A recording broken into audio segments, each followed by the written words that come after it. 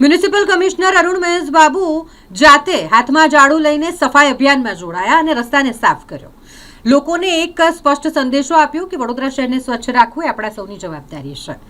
ખાસ કરીને આપણે સૌ જાણીએ છીએ કે છેલ્લા કેટલાક દિવસોથી વડોદરા શહેરમાં વન ડે વન રોડ અભિયાનની શરૂઆત વડોદરા મહાનગરપાલિકા દ્વારા કરવામાં આવી છે અને તે અંતર્ગત અલગ અલગ વિસ્તાર કે જેને રોડ રસ્તાની સાફ સફાઈ કરવામાં આવી રહી છે, દબાણ હટાવવામાં આવી રહ્યા છે અને શહેરને વધારે સુંદર અને સ્વચ્છ બનાવવાનો પ્રયાસ કરવામાં આવી રહ્યો છે।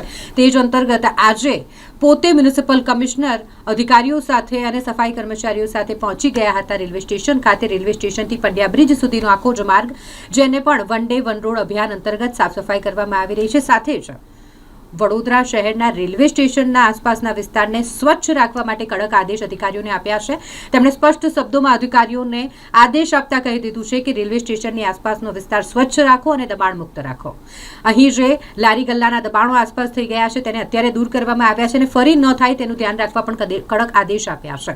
રેલવે સ્ટેશનથી પંડ્યા બ્રિજ સુધીનો આખો જ માર્ગ જેની સાફ સફાઈ કરવામાં આવી છે અને અહીં રહેલા દબાણો પણ દૂર કરવામાં આવ્યા છે। આજે વન ડે વન રોડ કાર્યક્રમ અંતર્ગત અમે રેલવે સ્ટેશન રોડથી બુલેટ ટ્રેન સ્ટેશનની જગ્યા લીધેલા છે।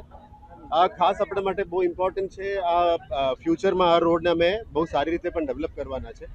એક્ઝિસ્ટિંગ 18 મીટરની રોડને પ્રોપર એક એરપોર્ટ અથવા રેલવે સ્ટેશનની અપ્રોચ રોડમાં કેવી રીતે હોવું જોઈએ આ રીતનું કરવાના છે।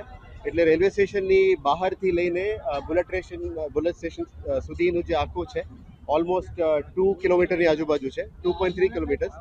આ 2.3 કિલોમીટર્સને રીડેવલપમેન્ટ પણ લેવાનું છે, એટલે એને વારંવાર સફાઈ કરવાની પણ જરૂરિયાત છે। આપ જાણો છો કે વડોદરામાં વિશ્વામિત્રી સ્ટેશન જે છે એ અમૃત સ્ટેશન ભારત સરકારના અમૃત સ્ટેશનમાં પણ ડેવલપમેન્ટ થઈ રહ્યા છે અને આવનારા દિવસોમાં બુલેટ ટ્રેન સ્ટેશન રીડેવલપમેન્ટ અને હાઈ સ્પીડ રેલ કોરિડોર રીડેવલપમેન્ટમાં વડોદરાને પણ બ્રાઉનફિલ્ડ ડેવલપમેન્ટ કરવાના છે। આજે રેલવે ઓથોરિટીઝ અને નેશનલ હાઈ સ્પીડ ઓથોરિટી સાથે પણ 10 વાગે રેલવે સ્ટેશનમાં અમે મિટિંગ રાખ્યા છે કે ફ્યુચરમાં આ રોડને કયા ડિઝાઇનમાં ડેવલપ કરવી, કયા સ્પેસમાં ડેવલપ કરવી, કયા માર્જિન સુધી આપણે કયા એલિમેન્ટ્સ લાવવાની છે, વિથ એડવર્ટાઇઝમેન્ટ્સ લાવવાની છે, પણ એના પહેલાં આ એરિયાને સ્વચ્છ કરવાની પણ જરૂરિયાત છે અને એક દિવસની આ ઝુંબેશથી આ સ્વચ્છ ના થઈ શકે। એટલે મીડિયાના મિત્રોને મારફતે અમને પણ ખબર પડે છે કે આ વારંવાર અમે સ્વચ્છ ક્લીન કરીએ પણ પાછા દબાણો આવી જાય છે, એટલે એને વારંવાર ઝુંબેશ કરવું પડે છે। આજે આપણા દબાણ શાખાની ટીમ અને સ્વચ્છતાની ટીમ અને ગાર્ડનની ટીમ આ કામગીરી કરી રહ્યા છે। સાથે અમે સિટી ટ્રાફિક પોલીસને પણ સાથે લીધેલા છે, જેથી કરીને ટ્રાફિક પોલીસ તરફથી પણ અમને બહુ સારું સહકાર આપી રહ્યા છે। આવનારા દિવસોમાં પાર્કિંગનું પણ એક વ્યવસ્થિત કરીશું, ઓટો રિક્ષાસ માટે, લાસ્ટ માઇલ કનેક્ટિવિટી બોર્ડ્સ માટે પણ અમે કરીશું, જેથી કરીને એક સંયુક્ત રીતે ઓપરેશન મહાનગરપાલિકા અને પોલીસ તરફથી કરવામાં આવે, જેથી કરીને વધારે વડોદરા સિટીને સ્વચ્છ બનાવવામાં આવે। રોડની અંદર જે દબાણો છે એ પણ દૂર કરવામાં આવે। આજે જનમલની બાજુમાં જે દબાણો હતા ઇલીગલ રોડ ઉપર એ પણ દૂર કરવામાં આવ્યું છે, એટલે આ ઝુંબેશ ચાલુ રાખવાના છે। વડોદરા મહાનગરપાલિકાની તંત્ર, પોલીસના તંત્ર તમે સાથે મળીને આ કામગીરીને અમે આગળ લઈ જવા માંગીએ છીએ। મીડિયાની મિત્રોને પણ આભાર માનીએ છીએ કે આપ તરફથી પણ બહુ સારું સહયોગ અમને મળી રહ્યા છે, પણ આપના ધ્યાનમાં એવું કે દબાણો અદરવાઇઝ ઇલીગલ માર્જિન ઉપર પણ સ્વચ્છતાની અભાવ હોય તો આપને જણાવજો, જેથી કરીને વડોદરાના પબ્લિકને પણ સાથે જોડીને અમે આગળ લઈ જવા માંગીએ છીએ।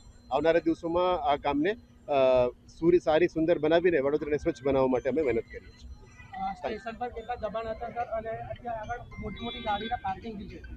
અત્યારે એટલે એસીપી ટ્રાફિકને પણ અમે સાથે લીધેલા છે, પોલીસ તરફથી આ સૂચનાઓ આવી રહ્યા છે।